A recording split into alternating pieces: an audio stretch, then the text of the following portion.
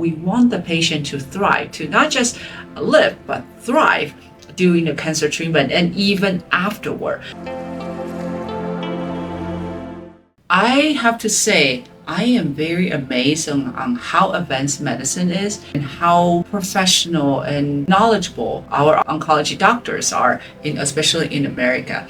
And so, because a lot of time that cancer is such a fast, rapid, advanced disease that having chemo, it can feel like a nuclear bomb, but it can clear out the cancer cell in a very efficient way.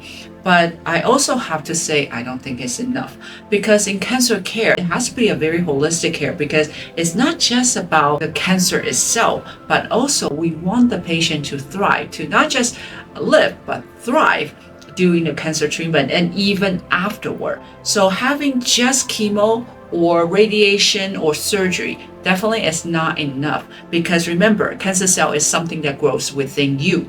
So you need to know how to make this body an environment that is not suitable for cancer cell to grow. That's why I encourage all my cancer patients that in order to live a healthier, stronger, vibrant life, incorporate Chinese medicine and functional medicine into the cancer care. That will be optimal for you.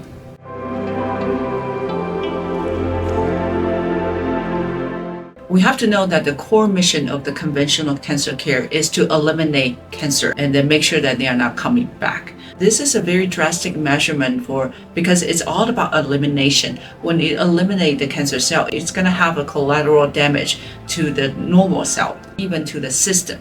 So when you just have conventional cancer care without adding anything else to support yourself, a lot of time we're seeing the patient being weaker, being not as thriving as we like them to be, and also it's not easy to heal.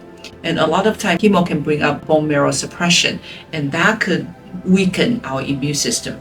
So with the Chinese medicine and functional medicine, with acupuncture, herbs and supplement and lifestyle change, a lot of time we can help the body to really regain the power. Think of it as an empowerment to the body, that you give the body the nutrient, the support, so that they can do the job of what they're supposed to do. And I think that's the most optimal way in cancer care. If you like this video, please subscribe and follow me, and I'll see you soon.